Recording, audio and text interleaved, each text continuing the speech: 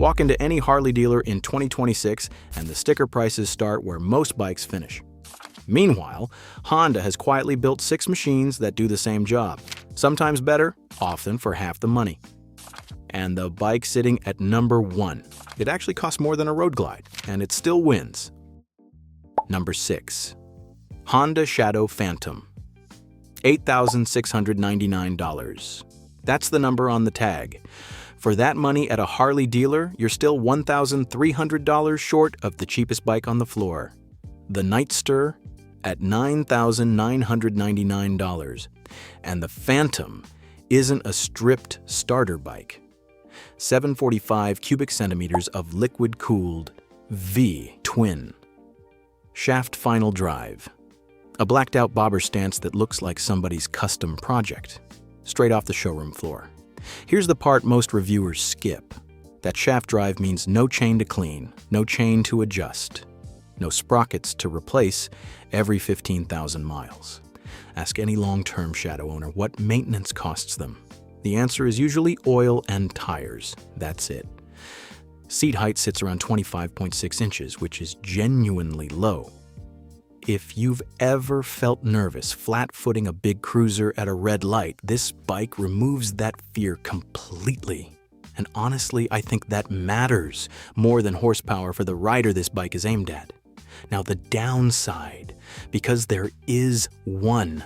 This platform is old, no ride modes, no traction control, no fancy screen. 5 speeds, and at 80 miles an hour, you'll feel the engine working harder than you'd like. If you want technology, look somewhere else on this list. So why does it belong here? Because a Street Bob costs $14,999 and does the same job on a Sunday morning coffee run. The Phantom does it for roughly 40% less, with a drivetrain that asks almost nothing from you. That's the whole argument, and it's a hard one to beat. Number 5. Honda Rebel 500.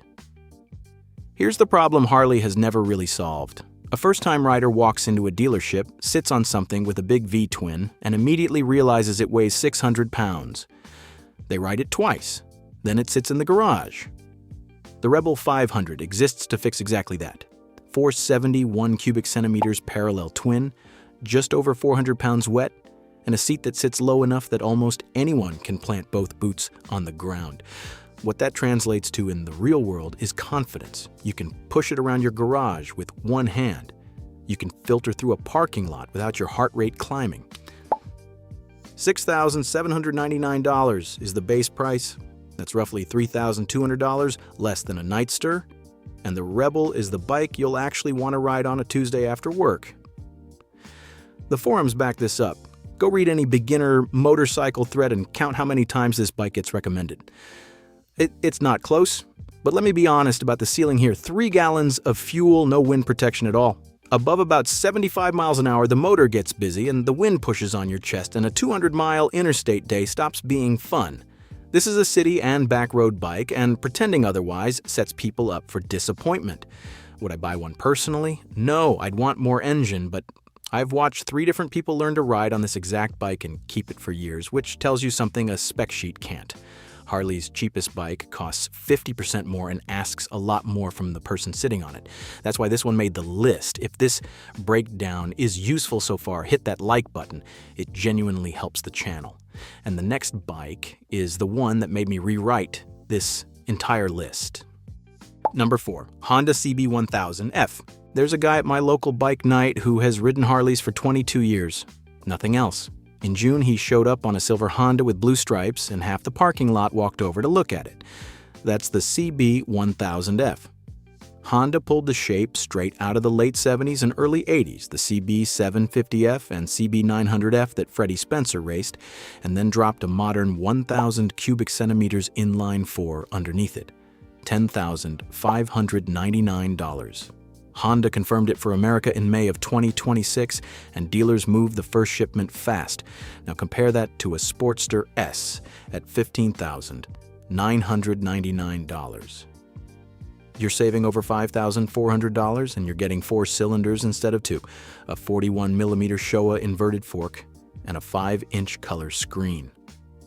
An inline-4 also sounds like nothing else on the road once it climbs past 6,000 RPM. That noise alone is worth the ticket. Even the Kawasaki Z900 RS, which owns this retro segment, sits around $12,900. Honda undercut it by more than $2,000. The catch? One color, wolf silver metallic. Take it or leave it. There's no fairing, no luggage, no wind protection, so a long highway day means holding on. And Honda hasn't published American horsepower figures, which is a strange thing to hold back on a flagship retro bike. Would traditional Harley buyers cross-shop this? Some won't. It isn't a cruiser, and it never pretends to be. But it looks better parked than most bikes costing twice as much, and that's exactly the thing Harley has always sold. Honda just did it for $10.5 grand. Now we leave the pavement because this is where the comparison gets uncomfortable for Milwaukee. Number 3. Honda Africa Twin Adventure Sports ESDCT. Put this next to a Pan America 1080/50 Special and the price gap tells the whole story. Harley wants $19,999. Honda wants $18,599 for the Adventure Sports ES with the automatic gearbox. $1,400 is not the interesting part. The interesting part is what Honda spent it on. 1084cc parallel twin. Electronic Showa suspension that firms up when you load the bike with luggage and a passenger. A 6.6-gallon tank, which on a real trip means you stop for fuel when you want to, not when the bike tells you to. An Apple CarPlay and Android Auto standard, so navigation shows up on the screen without a phone mount rattling itself apart. Then there's the dual-clutch transmission. Nobody talks about this properly. On a loose gravel climb, not having to think about a clutch lever frees up an enormous amount of mental bandwidth. Riders who try it either hate it in 10 minutes or never go back. Very few land in the middle. The honest weakness? Power. The Pan America makes about 150 horsepower. The Africa Twin doesn't come close to that number, and on an open highway roll-on, the Harley walks away. It's also a tall bike, and if you're under 5'8", the seat will intimidate you before the engine does. So why is it sitting at number 3? Because Honda has been building and refining this platform for a decade. In Baja, in Dakar, in the real world. Harley is 5 years in. That difference shows up when things get rough. Subscribe if you want more honest motorcycle breakdowns like this one. 2 bikes left, and the number 2 pick costs less than half of the Harley it competes with. Number 2. Honda Rebel 11 100 TDCT. 1084 cubic centimeters parallel twin, borrowed from the Africa Twin and retuned for torque low in the rev range. 6-speed automatic dual-clutch gearbox. Cruise control. 4 torque control settings. Locking color matched hard bags holding 35 liters, a handlebar, fairing, and screen. $11,599. Read that list again, then look at what a lowrider ST costs. $23,999. Same idea. Factory bagger with a fairing, and Harley charges more than double. On the road, that engine is the story. It pulls hard from about 2,500 revolutions per minute, so you never hunt for gears, Keatum, and in automatic mode, you simply roll the throttle and steer. 2 hours into a highway run with cruise set at 75, your clutch hand has done absolutely nothing. Riders coming off arthritis or old wrist injuries talk about this constantly, and it's the reason a lot of them stayed on 2 wheels at all. That's not marketing. That's just what the gearbox does. Where it falls short is capacity. 35 liters across both bags is enough for a weekend, not a week. The screen manages wind at legal speeds and gives up above that, and the sound is a parallel twin sound. If the exhaust note is why you ride, no amount of value will fix that for you. Personally, this is the bike on this list I'd spend my own money on. Torque, an automatic gearbox that actually works, real luggage, and change left over for a proper helmet and a set of bags for the passenger. Harley makes something similar. It just costs $12,400 more. And that brings us to the one bike here that costs more than the Harley it beats, and still wins. Number 1.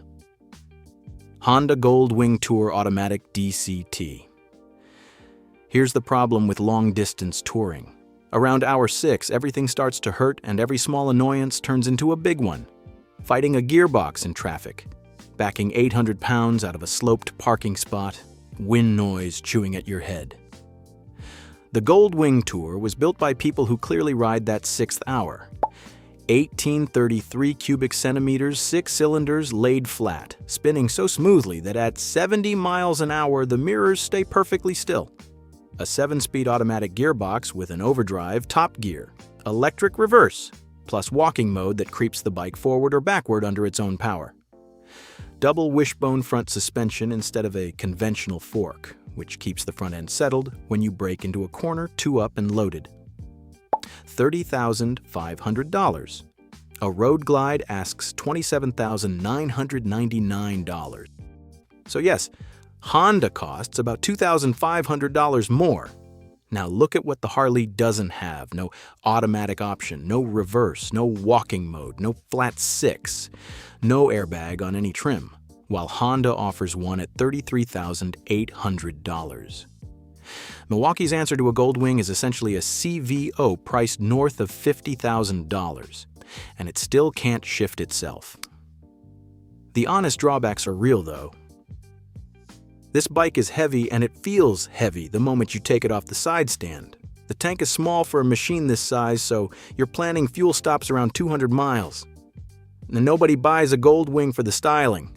But if you want to ride from Chicago to Denver and arrive able to walk properly, nothing Harley builds competes. That's the whole point of this list. So the verdict is simple. Harley still owns the badge, the sound, and the parking lot. Honda owns the math. If I had to hand over my own money today, it's the Rebel 1100T, because nothing Milwaukee sells for twice the price does that job better. Which of these 6 would you actually park in your garage? Tell me in the comments and subscribe if you want the Kawasaki version of this list next.